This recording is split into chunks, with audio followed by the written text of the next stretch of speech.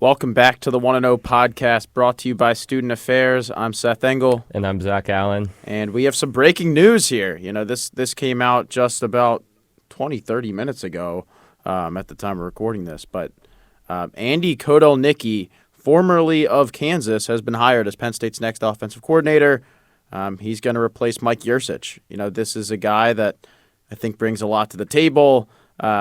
He's been spoken very highly of across the country. Zach, just to start things out here, what are your initial reactions? Yeah, I think it's a great hire, first and foremost. I mean, when you look at what he's done, even past Kansas at Buffalo, Buffalo had a great offense. One of his running backs, Jared Patterson, tied the NCAA record with 8 rushing touchdowns in the game. And then he goes to Kansas, has the same success. They've been top 10 in yards per play the past 2 seasons. This season, they're number 8 in rushing yards, over 200 rushing yards average per game. He's doing it at Kansas, which no disrespect to Kansas, but they don't have the recruits that Penn State brings in. They probably don't have as good of a team as Penn State has. And so when you look at it on paper, it looks great, you know, and I know we said that about, or some people might have thought that about Mike Yurcich initially, and then it didn't really pan out. But I think especially the running game stats really bode well for Penn State, considering they have Katron Allen and Nick Singleton. You get him in there, and I think they're set for an improvement from this season after maybe a little bit of a regression. And you know, I've watched some Kansas games, and you know, their quarterbacks run as well. And I think when you look at the Prebula package that James Franklin likes to run, that he's going to benefit that as well. So I think initially, I think it's a great hire on paper for Penn State. Hey, Penn State students. As we head into the final stretch of the semester, we get that extra stress might be on the horizon. Penn State Student Affairs has a toolkit of resources to ease that stress. From dropping CAPS chat sessions to trying out a new workout class, or even finding your zen in the relaxation room, there are a variety of options available to you. Take a breath, take a break, and finish this semester strong. Yeah, you talk about the ground game and how he's found success there, not only at Kansas, but also at Buffalo. I think that Penn State's offense needs to be run through its running backs. I think that was something this year that maybe they got away from a little bit, where, you know, the wide receivers were struggling to keep up. And they didn't necessarily follow up with a great freshman season with Singleton and Allen and run that offense completely through them and play the way that kind of benefits them the most. But Kotelnicki was a guy who really has turned Kansas into one of the best rushing teams in college football and one of the most explosive teams in college football as well over the past 2 seasons. He was number 8 right now in yards per play, which was an area Penn State has, you know, really struggled in this year with explosiveness, and was number 6 last year as well. So I think it's promising to be as explosive as they've been, but doing so primarily on the ground. I think there's a lot to be excited about there. Do you think that Drew Aller fits the system? Because you talk about him being a guy who isn't afraid to let his QBs run the ball, but that's not necessarily how Drew likes to play. I mean, he's kind of a pure pocket passer. Does that kind of concern you at all? No. I saw a tweet that said, you know, Andy Kotelnicki makes opposing safeties look like idiots. I'd have to turn back the tape on that one. But if that's true, I think it benefits Drew Aller as well. And you know, Drew may not like to run, but we've seen him run this season, especially in the later halves where Franklin's dialed up some QB draws. And at the end of the day, you know, you can't just keep it on the ground all the time. And I think part of the reason for Kansas's success, newfound success over the last 2 seasons, has been in part because of their offense's explosiveness, as you said. This year they won 8 games, which is the most they've won since 2007, when they ranked as high as number 2 in the country. So it's it's been a great year for Kansas, and I think, Drew will benefit from it. I don't think he was benefiting as much for Mike Yurcich, so there's really nothing to lose there.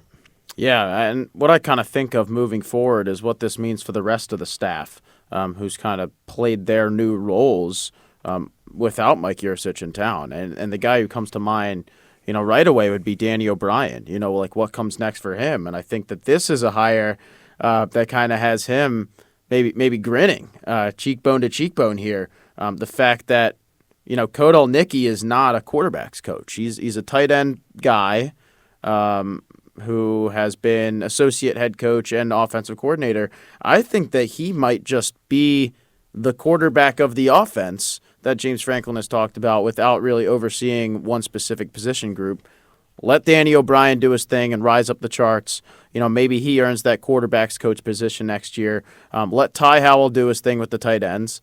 He's been doing that pretty well. And then, kind of take it from there. I think that works out pretty well. And everyone's happy. Everyone gets to keep their post or get a promotion. And Kodal Nicki still gets, complete control of the entire offense, which I think is what James Franklin wants here. I guess moving forward as well, there's a lot kind of on the cusp here with the transfer portal and Manny Diaz sweepstakes. How important is it that Penn State retains Manny Diaz right now after getting a guy like Kodal Nicki, who many thought, was one of the best coordinators in the country already? I think it's very important, especially on the defensive side of the football. We've seen Penn State improve vastly from this season compared to last season under Manny. And I think when you bring in an entirely new defensive coordinator, I feel like on defense especially, the learning process is tough. I mean, you really have to adjust to how the coordinator wants to call defense and everything. And I think that's what we've seen with Penn State's defense this season. They've really found their groove with Manny. They found how they want to run it. They've gotten adjusted to it, and they've ended up being one of the best defenses in college football. And I think when you look at who Penn State is going to lose, Chop Robinson, Adisa Isaac, maybe, well, probably, Kalen King, Daquan Hardy, maybe Johnny Dixon. There's going to be a lot of talent loss here, and I think compiling Manny Diaz's potential departure would just really add on to all of that, and it would be kind of like an entirely new Penn State defense next season without him. Yeah, no, it could look very different, and I think the fact that you have a chance to retain him, because I don't know if there really is a coaching position out there that right now that really screams fit to me.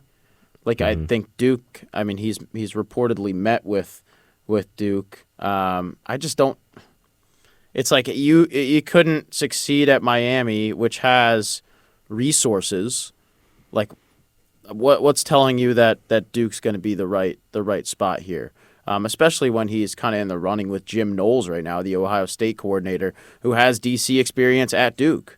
I just don't see that really pans out, which is, I think Manny Diaz is deserving of a head coaching job. I just don't know if anything out there right now makes a lot of sense. So I think if he is able to come back, Penn State, it seems like Pat Kraft is not shying away from throwing money at guys. Not at all. Because to take Kodal Nicki away from Kansas, who I believe was making over $1 million already to coach at, a pretty struggling program in terms of history. There's probably a lot of money he's getting here. I don't know if it's $2 million or what. They're not going to release the details, but it was it's got to be some sum of money that's eye opening, and they should be able to do the same thing for Manny. Moving forward, what does this mean for Penn State?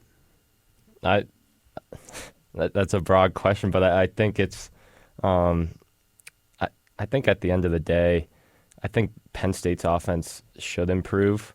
I just think when you bring in a guy from Kansas who's had the success, like you said, at a struggling program, it brings us, a lot of hope. And I think this season, offensively, there wasn't a lot of hope, especially after that Ohio State game where, you go 1 for 16 on third down, and then, Drew Aller throws for 70 yards against Michigan.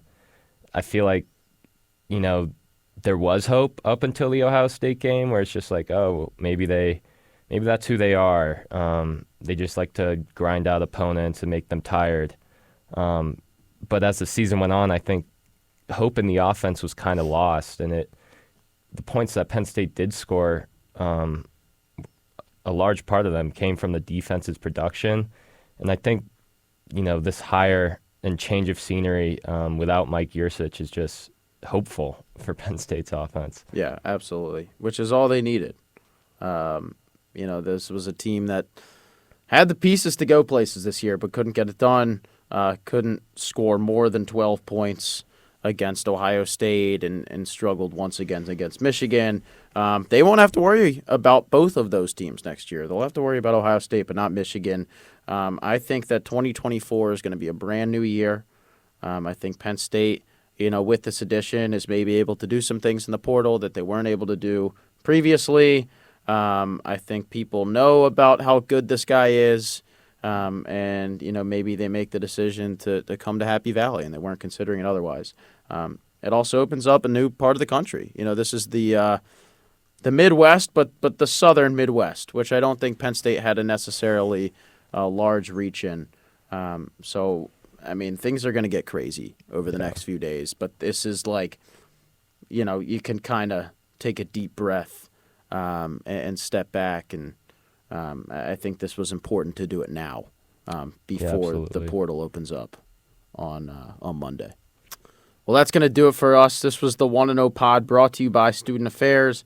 We will catch you back probably with some transfer portal news next week. Mm-hmm. That's opening up on Monday, so there's probably going to be no shortage of content to discuss. Take care.